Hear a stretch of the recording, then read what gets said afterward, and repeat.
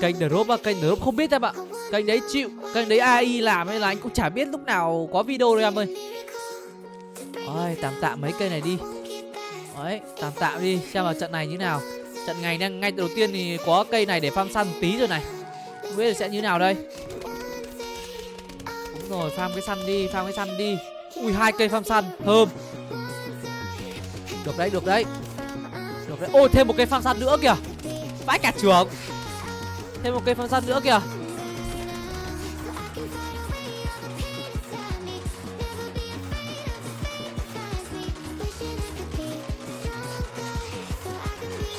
Ui, cây này. Con này giữ lại. Con này đặt đây. Ok này. Con này đặt đây này.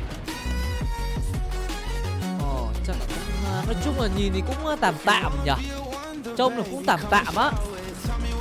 Tạm tạm á. Ok, con này này. Con này giữ lại này. Sắp tôi hết rồi.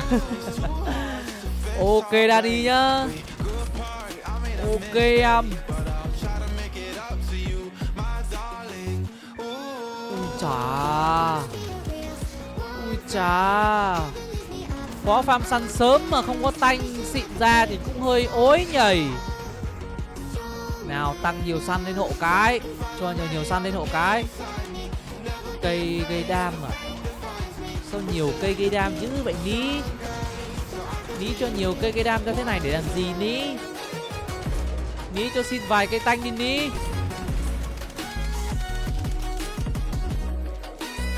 Tanh tủng đi, tanh tủng đi đi. Cho tanh tủng đi đi. Ui ai ơi. Ông một cái tanh nào này. Nào ơi. Vãi cả cơm cho tanh tủng đâu hết rồi. Tanh tủng này chết cơm à? Ui giời ơi. Tanh này hỏng rồi. Tanh này là hỏng rồi. Tanh này chơi bời gì?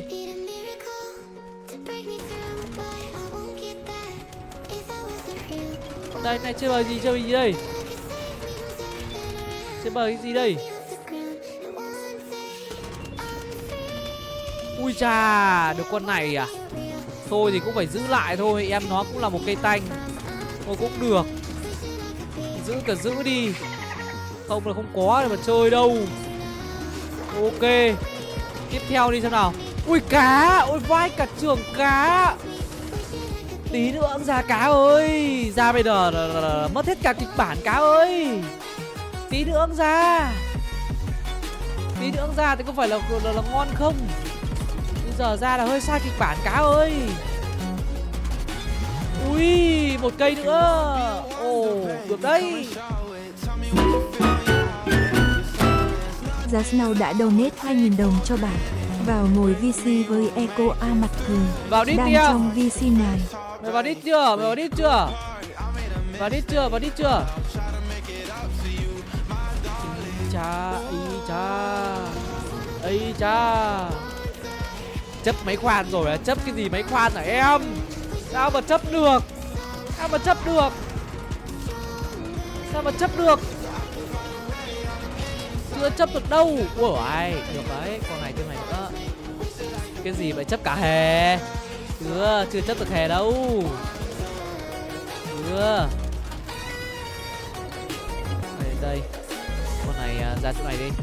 Con này đây. Báo tố ở đây đi.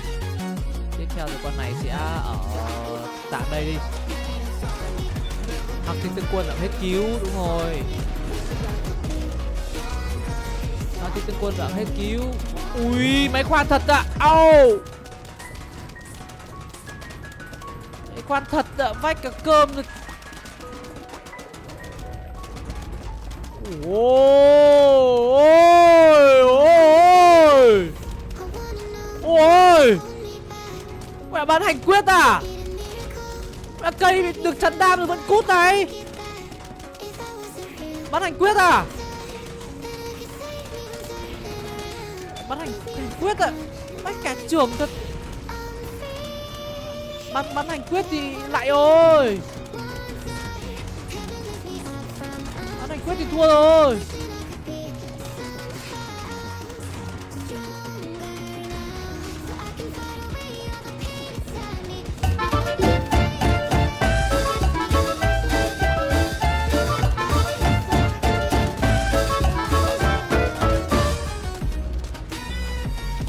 Đợi tí em ơi.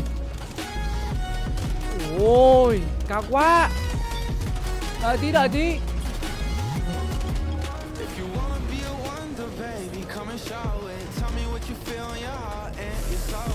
Eo ác vách trưởng. Ác vách cả trưởng. Mất vô cái con ấy của tôi rồi. Ác quá.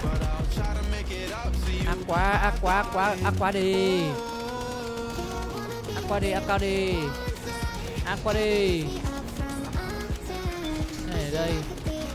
Siri. Đừng mở Discord đi cái. Ôi cái gì đấy?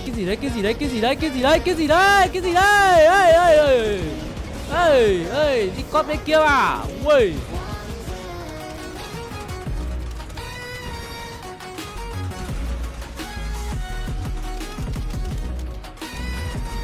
Alo. Hello anh. Hello em.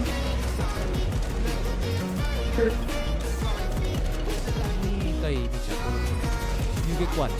Ui, lại có Michael, kéo lắm. Cô cùng gì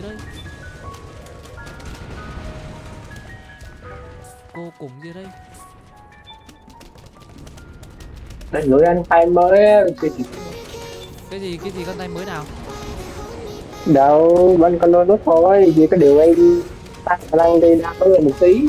Cái effect bình thường là nó trigger thấp, trigger thấp quá nên tăng lên một tí. Yêu. Con nói lag quá. Trần đâu này nào em remake nó lại em giảm xuống sau mươi thấy đi ra không làm.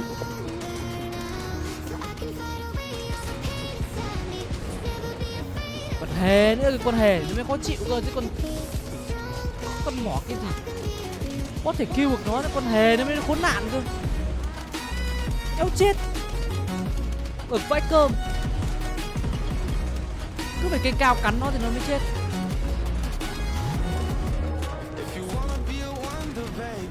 Không hiểu tại sao ông lại nghĩ ra con hề như mày. Sắp tới con tôi nữa đi trang con hồn đấy. Con nào? Con ngựa? Hề. Nhớ nó cũng kiểu Ý tưởng với con ui dồi ôi, vua trắng vãi cả cơm. Ông Thái Hà ông vừa comment ra vua trắng xong mẹ ra vua trắng luôn thì chịu luôn thì đơ đeo được nữa. Ui dồi ôi mẹ chịu.